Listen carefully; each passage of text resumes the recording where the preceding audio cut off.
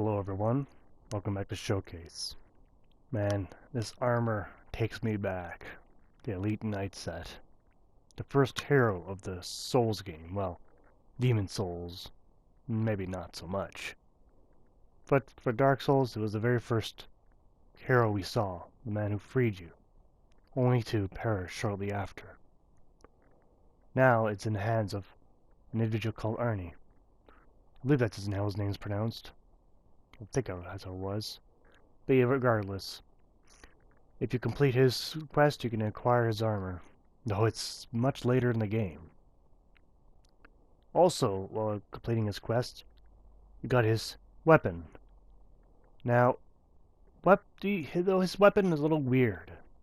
I've called the scythe weird, but this weapon might just take the cake for weirdness. Not for how it looks, though, but how it behaves and how it's based off of.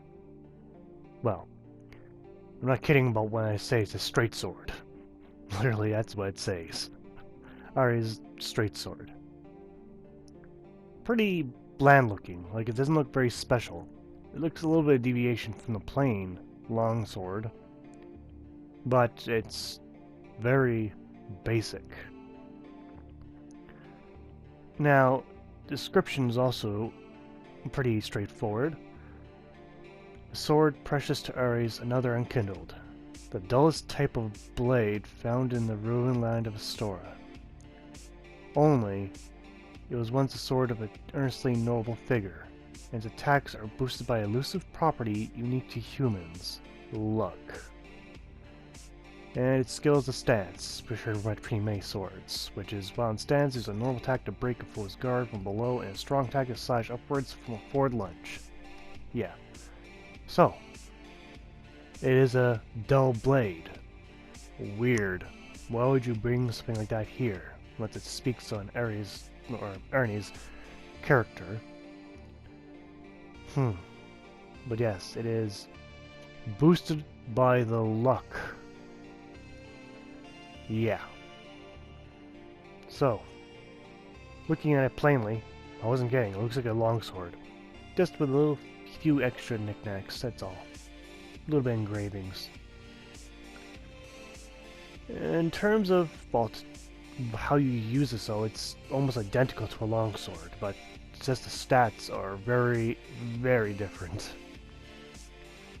Not to mention, it gets a boost off your luck stack. Now, I have boosted my luck to 40 using a Pale Tongue in order to show this. You can see the physical and the bonus is tremendous. However, the attribute bonus is trash. You got D for strength, E for dexterity, E and faith, despite you don't need it in requirement.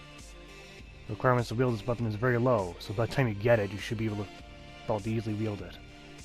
The stance, well, like every other sword, it's 17 and 20. The weight is relatively low as well. But yeah, so when I get that huge bonus, I had to put my luck to 40. We'll see how this works. I'm not too sure yet. So the animation, well, to be honest, it's the plain longsword. Play disc attack, swipes, and you got jabs, your power attack. Two-handed, you got just more swipes, just vertical this time. Two-handed, well, power attacks are now horizontal swipes. And you got the stance, which is the plain power attack and the normal attack. And sprinting, the plain swipe.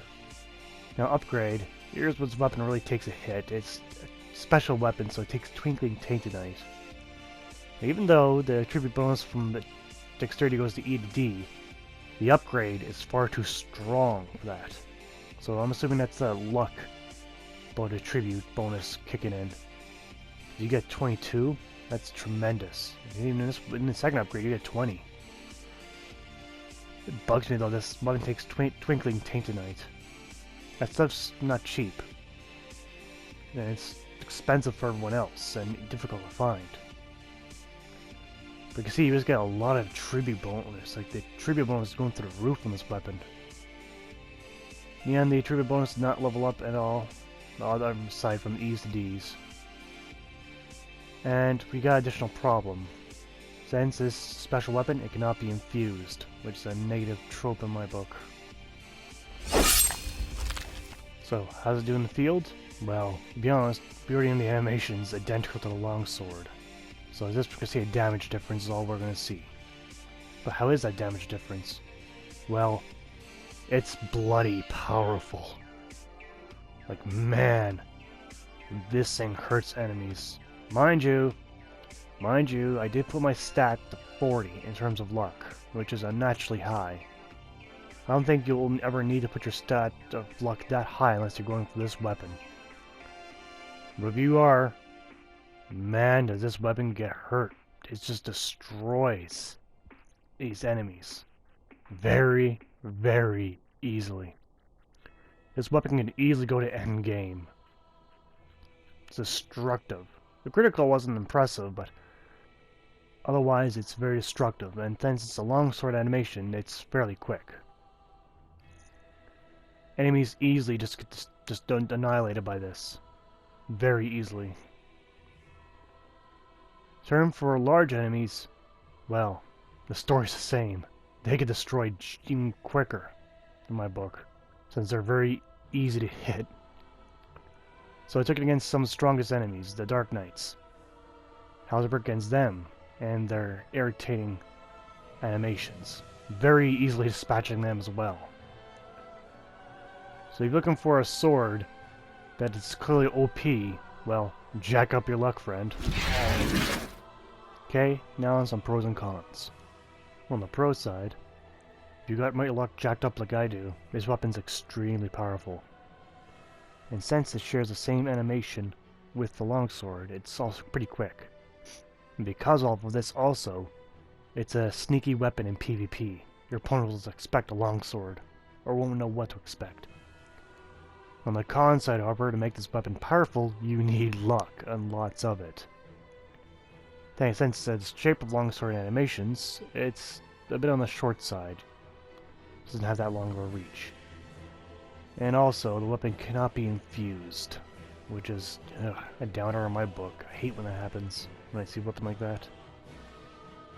And on top of all that, it's a bit bland, because it's almost identical to a longsword. But those are the pros and cons. Up to you what you think about it. So, you got the Elite Knight Upper and his sword. Whether you killed the poor guy, girl, depending on whatever gender your character is, or did you earn it through his quest naturally, well, good for you. It means you come pretty far in the game. This weapon is tremendously powerful, but only if you're willing to put the luck into it. Well, I'd like to thank you for watching, but before you go, there's only one last question to ask. Do you feel lucky, punk? I had to say that. Anyway, thanks for watching and take care.